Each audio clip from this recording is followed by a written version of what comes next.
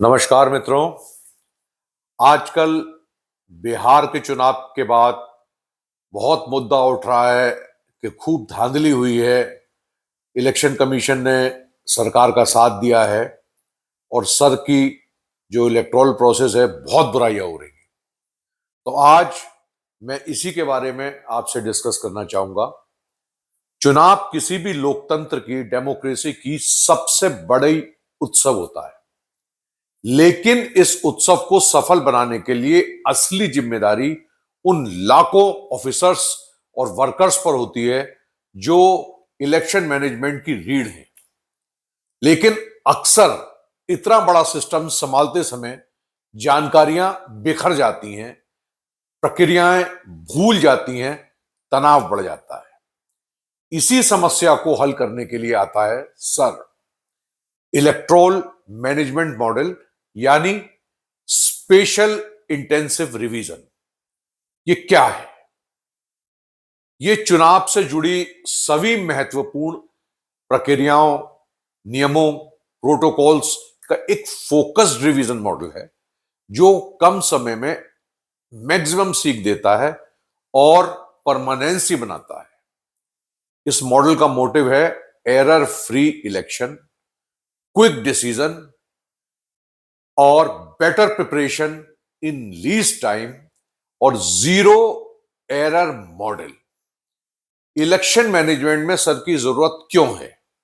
चुनाव के दौरान कुछ कॉमन चैलेंजेस आते हैं, जैसे कि ईवीएम वीवीपैट की वर्किंग में कंफ्यूजन, पोलिंग पार्टी की इनकम्प्लीट तैयारी, law order, model code of conduct की नॉन क्लैरिटी, इंपॉर्टेंट फॉर्म्स और सील्स का मिसरिप्रेजेंटेशन, रैंडमाइजेशन, मॉक पोल और क्लोजिंग की गलतियां, ऑब्जर्वर्स के इंस्ट्रक्शंस को एट रैंडम समझने में मुश्किलें। इन सभी को प्रॉपर मेथड में सर बदलता है।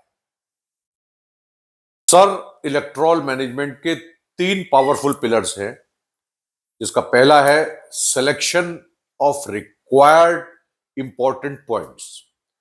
चुनाव में सैकड़ों नियम होते हैं, पर सब समान रूप से महत्वपूर्ण नहीं।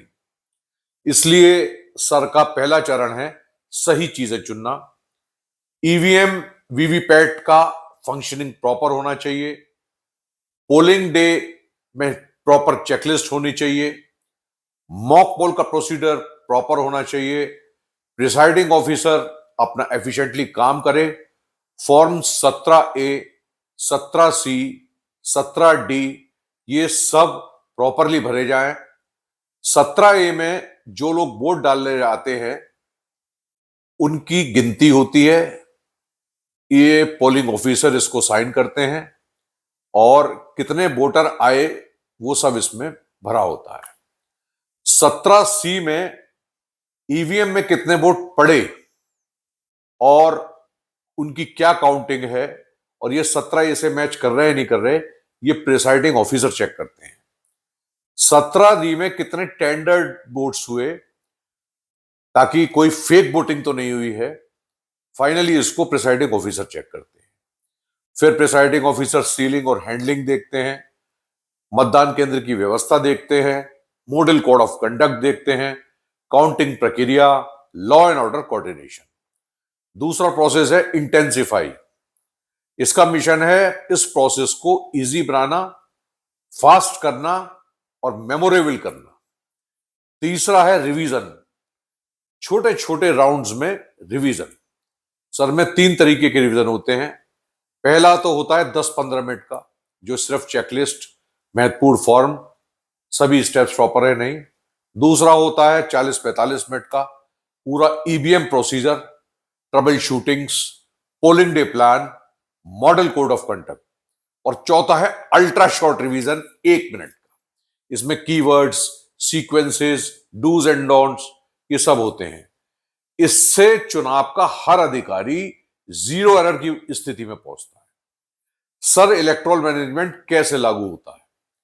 ये 30 दिन पहले शुरू होता है। सारे प्रोसीजर्स की लिस्ट बन जाती है, माइक्रो नोट्स बन जाते हैं, ट्रेनिंग मैनुअल को ब्रीफ करा जाता है, 20 से 10 दिन के बीच में फ्लो चार्ट्स बनते हैं, चेकलिस्ट बनती है, रोल वाइज सबको रिस्पॉन्सिबिलिटीज दे दी जाती हैं।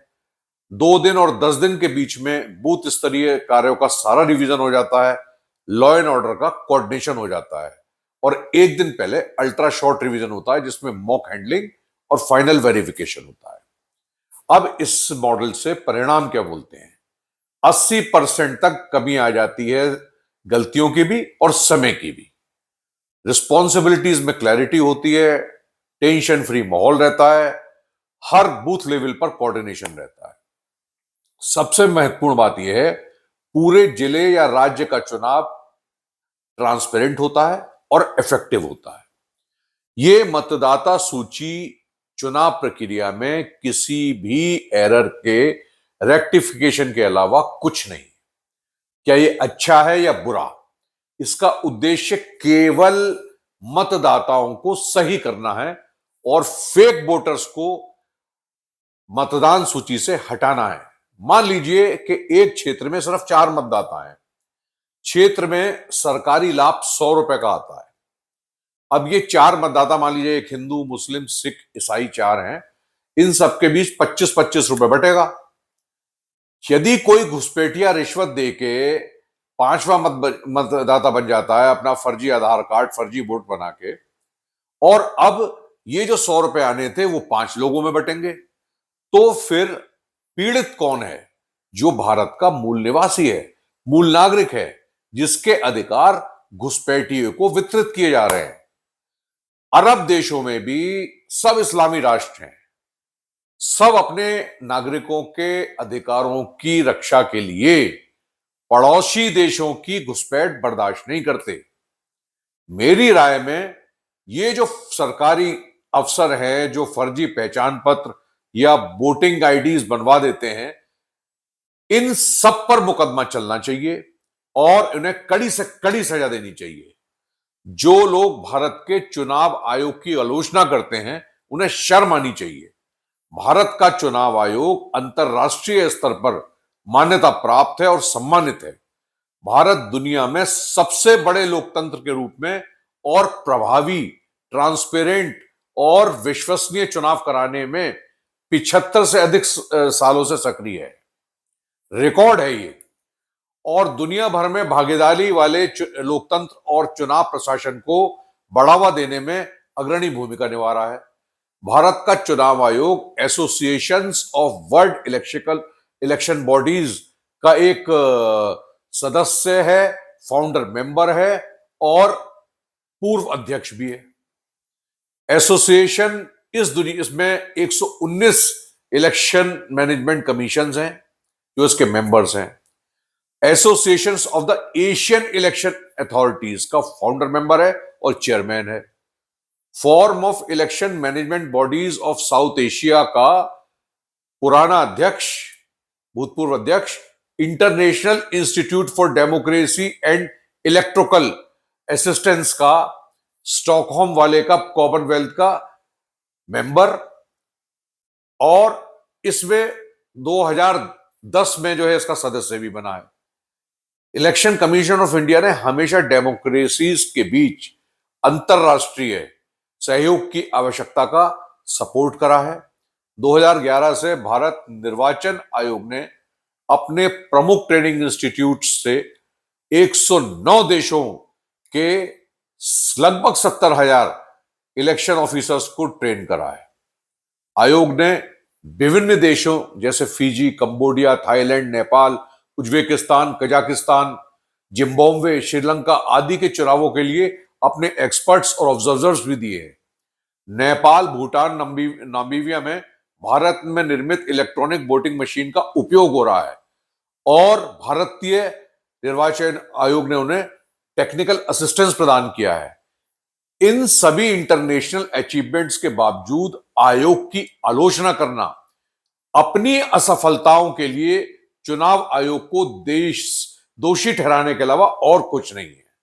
चुनाव जीतने से पहले चुनाव की ईमानदारी और सटीकता से संचालित करना इलेक्शन कमीशन ऑफ इंडिया की सबसे बड़ी जिम्मेदारी है, और सर इलेक्ट्रिकल मैनेजमेंट आपकी इस जिम्मेदारी को सरल, सेफ और सक्सेसफुल बनाता है। आशा करता हूं कि आपको चीजें समझ में आई होंगी और कुछ सर के बारे में आपकी भ्रांतियां दूर हुई होंगी। अगले वीडियो में मिलते हैं। नमस्कार।